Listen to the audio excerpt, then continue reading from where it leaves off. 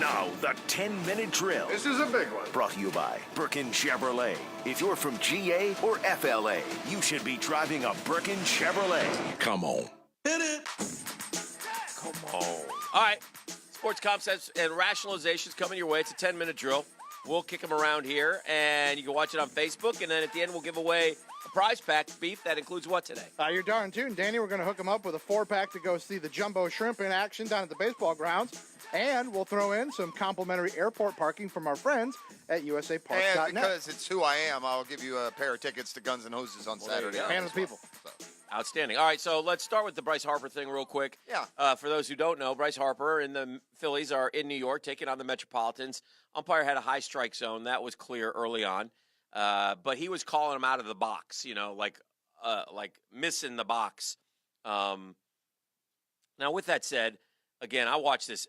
We watch a lot of baseball, both Jeff and myself, and we see the box every night, and we get annoyed every night because, again, when you call a strike or you call a ball, it changes an entire at-bat, and it could change an inning. I watched it happen in St. Louis the exact day before when idiot umpire missed one that should have walked a Met and loaded up the bases. Instead, it was a strike. Next pitch, he grounds out, and that's ball game. So it happens all the time. But you can tell Harper's not liking it. He feels like he's gotten jobbed a couple times. And then, so he gets called out on a third strike, which was a strike. Yeah, but strike two was not. Was not. Was it? That one was actually touched the box, but yeah, it was the ball. But all those guys would say it wasn't a strike. Anyway, Harper goes and sits down. You can tell he's annoyed. He's already eye rolling. He's already looking back. He's saying stuff as he heads back. And so, as he should be saying, "Hey, you know what the strike zone is?" Yeah. Right? So he goes into the dugout, and the next batter comes up, and sure enough, there goes a high one. It's called for a strike, and Harper then now is letting loose from the dugout. He gets tossed. Kapler comes out. And he's incensed. Well, then Harper comes out running right behind him, tosses Kapler aside, gets in the umpire's face. Kapler pushes him back out of the way. Harper's gone. Kapler stays. But my point is, the Phillies are beat up right now. They're missing 3 or 4 of their starters or regular starters. So take advantage of them now while you can.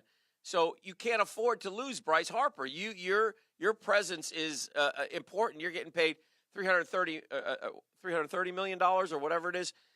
And Jake Arrieta agreed with me. Jake Arrieta, said, look, you can't do that. You got to stay in the lineup. He's too important a deal. We had a lot of things working. There was a 2-hour rain delay before the game started, et cetera. Anyway, I thought it was selfish on Harper's part, and that's where I stand. You, though, think differently. I couldn't disagree more. Yeah. Here's, first of all, the umpire. 75% of my point is not whether or not it's a ball or strike. Mm-hmm. That umpire intentionally, maliciously, with middle finger extended, called it a strike just because he could. He knew it was a ball. He was tired of listening to them chirp. Yeah. So he did it out of, I'll show you. Yeah. No place for that guy in organized sports. He should be fired today. Mm-hmm. Not for the balls and strikes, but for the aggressive, unprofessional person that he is. Maybe he's just like any pitcher who has to retaliate by hitting a guy and say, that one just got away from me. Yeah, that guy also then should be suspended or whatever. So this is 100% on the umpire. How about this from an umpire every now and then? Yeah, I'm sorry, I missed that one. Yeah. Try that, you fat-ass losers. Oh, my They're terrible. Goodness. They're terrible people. And it must be the dog days of April. If we're going to shout out to my guy Porter, the home plate umpire. I watched do a Braves Mets game. He was fantastic. That's that guy too, right? Porter's the best. That's the guy one. Also that rung the guy up on a pitch up at his eyeballs. No. Porter didn't miss any. All right, but you know who I'm talking about. There was another game against the Mets where they did the same thing, and I'm not going to bite on Bryce Harper and selfishness. I mean, it's 162 games. Keep it cool. They're down 3-1. 2-1 at the time. Players lose their temper and get kicked out of games all the time. It's not selfish. It's fiery. It's caring. So, I don't – and Juicy Jake, who are you, by the way? And if you've seen Juicy Jake this year, he's got more roids in him than ever. I mean, that guy's skin is tighter than a drum. So, I don't have a problem with Bryce Harper expressing obvious frustration with an incompetent umpire who had an agenda. Just for the record, after the game, Harper said, it just can't happen. I know, he did. I can't let that happen for myself and this team as well. We're a better team with me in the lineup. I got to stay in that game. And that's what you're supposed to say, and that's why I'm not as mad about the selfishness as you are. He recognized that it's better if he stays in the game. I would do 1,000 spin bets to 1 that the Phillies don't win the game if he stays in the game. I don't know that for sure, and you don't want to not have him for the last 5 innings. I'm in on that one. Double or nothing. It's too late. I won. Too late for that one. First Philly ejected since Justin DeFreitas, who I don't remember, back in 2015. It's not Harper's first ejection. Harper has 12. Yeah. First Philly ejected. He got ticked at an umpire. Look, he was mad about his strikeout, but what really did it is the umpire intentionally, maliciously, unprofessionally called a guy out on strikes that he knew was a ball just to get a rise out of the Phillies. He did. And if the truth test was put with a gun to his head, he and his lying, unprofessional self would have to admit that. The umpires are pitiful. It's the easiest job in all of sports. It's not an easy job. It is easy to call balls and strikes. It is, too. You stand behind the plate. You're this far away, and the ball's got to be over the plate in between the strike zone. Don't make me get you behind the plate at a Little League game. I could do it with my eyes closed. That's how easy it is. Me and Beef will show up on a Saturday. Easy. We'll put you behind the plate and we'll start chirping like it's nobody's business. Good. Y'all bring. There'll be Hey, Blue, what's that one, Blue? There'd be nothing to heckle. It's the easiest job in the world calling balls and strikes. Oh, boy. The easiest job that was ever created in sports. Shameful. Home plate umpire. I apologize, local umpires. He's, because he's so far from the action, a whole 18 inches. That guy last night, more than anything, he did it on purpose. And the Major League Baseball is gutless and spineless when it comes to their umpires. They don't hold them accountable. The umpires have somehow managed to become the third team on the field, and it's weak. Oh, dear. All right, the Milwaukee Bucks had not won a playoff series since 2001. Yes. That's hard to believe, isn't it? And Milwaukee don't forget, has the best record in all of the NBA. They'll have home court throughout. They have Actually, it's pronounced Milwaukee. They also have a coach who's a proven winner. I mean, he dispatched Atlanta Lytics to take the Hawks all the way to a 60-win season one year. So, should the Milwaukee Bucks they should definitely be considered the favorites in the East. I'm worried. I want Milwaukee to win. I'm not I'm not going to lose my mind, but I'm worried for Milwaukee. I'm worried for Fear the Deer. Why? What I'm worried about principle? About the Celtics. I have a feeling the Boston Celtics are going to beat. What is it, Beef? Actually, it's pronounced Milwaukee, which is Algonquin for the good land. By the way, hey, Beef, go ahead and get your pen out. We have the first slot on the Wheel of Consequence taken care of. It'll be an easy one for her. That will be retired forever until the end of time. Oh, no. Yeah, it'll never play That was again. permanent effect? That's I can't correct. let that happen. It's from 1986. I think it's lived its we get life. a poll. The people love it. It's a staple. Yeah, they love it. Quick poll question. I know this. When people are driving in, they love hearing this thing. You kill Milwaukee, I'm getting the bike horn. Huh? You're getting the what? The bike horn. Anyway, I'm worried, though. I'm worried about a clip from Wayne's World we played. I'm worried about those guys against the Celtics. I think the Celtics. Well, that's who they play next. That's what I'm saying. I think it'll be a great series. It's going to be tough for the East because all four of those teams are good. They have to survive the upstart in round one, and then they're going to have to beat a good team 2 series in a row. And I really think they're all four really, really similar. It should be good. Should be a good semifinal. Do you know who Luke Ford is? Luke Ford. Yes. No, I don't. Do you know who Justin Fields? What do Justin Fields and Tate Martell have in common? They each transferred this offseason. Fields to Ohio State, Martell to Miami. And when will they be playing football? Immediately. Right. And because the NCAA, a lot like Major League umpires, no rhyme or reason. Okay. So the NCAA, and what were the reasons for Martell and Fields? Martell really didn't have a reason. That one's embarrassing. Okay. Now, Fields, they could contrive that he's leaving because someone called him a slur. I don't believe that to be the case. He's probably heard that slur. He's probably been called that slur on a basketball court at some point of his life or whatever. Not that it's not incredibly wrong. Mm-hmm. And the person who uttered the slur was kicked out of school. So, I mean, I don't think Justin Fields is walking around in fear for himself, but nonetheless, it gave him an out to go to Ohio State. He at least had a reason. Tate Martell only had one reason. He was too soft to compete for the job. Okay, so Luke Ford is a football player from the state of Illinois. Okay. And he was one of the top prospects as a senior in 2017 out of Carterville. And he went back to he went to Georgia. He decided he was going to go to Georgia. Okay. And so he decides he's going to go to Georgia, and he's there for whatever. How long is that? A couple years, right?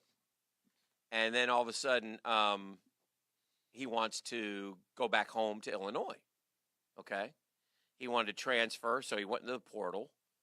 And after the Sugar Bowl, he explained that his grandfather, who he is very close with, is sick, wants to be closer to home, so his grandfather and his family in Carterville could see him play. Which is why Devon Grimes of the Gators was allowed to transfer. He's the one that got me started playing football, so I want to play in front of him. The main reason is purely family. It's not about football.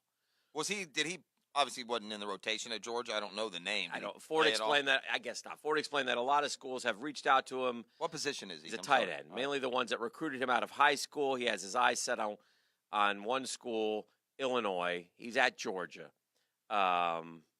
So anyway, he decides to make the transfer, but for some reason the NCAA has not ruled on him. So fans have started the Free Luke Ford campaign on Twitter, including Georgia fans. It doesn't make sense to me. What's the holdup here? That was the problem. When you allow the Tate Martell, you said there are no more rules. There are no more rules. You open Pandora's box. What are you doing? In fact, your disdain for the umpires is the disdain that I have for the NCAA. I hear you there, and they're both both atrocious. Unlike you, I will recognize the sins and faults and failures of your. It annoys the living heck out of me. Yeah, they're that terrible. There could even be a delay. I'm not very litigious. And you know how they act? They'll wait till August or so anyway, he had his spring game this weekend, and he obviously you can play in that, but I just don't get it. Look, the Pandora's box was opened by the NCAA. What the NCAA needs, quite honestly, is for one of these kids treated unfairly to take every dime they have in the bank. What's this, Luke Ford? Luke Ford needs to win an $84 million lawsuit against the corruption that is the NCAA, and then maybe things will start to be, justice will be dispensed more equally. Because, I don't know how you let a guy from Georgia go to Ohio State, another guy from Ohio State go to Miami, but the Tate Martell took the cake. He had no reason other than he's a big baby who didn't want to stay and compete for the job. There was no reason. He wasn't lied to. Nothing happened. You could find these little chintzy little reasons once they started allowing them. And so, Luke Ford can come up with something then. I tell you what, if Luke Ford will pay me a small stipend, I will come up to Athens and I will follow him around on campus and I will scream slurs and epithets at him, and then he will have to be allowed to go. For just a small fee, I would do that. Okay, so yesterday the Jags meet the media, and we go through all the particulars. I don't know about you, but if I were planning on drafting a tight end number 7, I would tell the media, tight ends, that's probably high for them. Or if I was going to take a right tackle, I'd probably tell the media that, we feel pretty good about right tackle. We got other holes here, but between who we sign and who we have, we don't look at right tackle as a whole. I would say all those things, and that's what they do. Best player available is a relative term. If that best player is, plays cornerback, you ain't going to take him, or quarterback in this case. But you also got some particulars on some other aspects, and they comment from the schedule to Leonard Fournette to Telvin Smith to Jalen Ramsey. And am I to understand that Jalen Ramsey, who could not be here with his teammates in this voluntary session because he wanted to be home in Nashville with his family and his baby, is instead working out in Houston? Is that what Instagram showed me yesterday? And are you okay with this? Again, if you follow Jalen on the gram, I guess he was in Houston with Mr. Gibson and Colvin. I guess Harrison a couple and of Texans. Boye aren't as exciting for him. This is, come on. Is he trying to force his hand out to Houston? What's going on here? Anyway, so he was out there working out or at some, I forget the name of the place. And, so that's where he was. And, again, that's just, I don't know, Jalen being Jalen, I guess. I don't know how to explain it. Look, the bottom line is the bottom line on this. Everybody's going to have their opinion. Some are going to say he should be here. Some are going to say it's voluntary. He can do what he wants. He doesn't think he's doing anything wrong. The man put it on his own Instagram. Correct. And I think he did it a little bit to rub the Jags a little. Well, He took some criticism from Tom Coughlin, and okay, I won't work out in Nashville. I'll go work out in Houston. That's great, Jalen. I mean, it's a hell of a leadership we got there. Yep. Nice. So, nice. Nice. Well, we're up against it. That's it. That's it. That's 10 minutes. When we come back, we are going to go through the deep, dark recesses of the Hicken mind. We're going to find out just what scares him, just what he abhors. A la mode scares me. Yeah. I will not eat that. I know better. I know this man better than Bags his own of wife. Money. So I will not take. We got some good stuff coming up. I can think of all kinds of good ones. Yeah, trust me. Let's do caller number 41 in honor of Tom Seaver. Yeah, no, let's don't do that. No? Let's do caller number 4 and throw in 4 Guns and Hoses tickets as well. It's up to 4 now. Hey, the fighters. Did I say 2? 6. Well, then 2. No, we make it 2. The fighters, a couple fighters in studio with us in the 9 o'clock hour today as well. So they're frothing at the mouth and ready to go as well. This is the drill. It's Catlin Chuck Accessories. The fight game. Tuesday.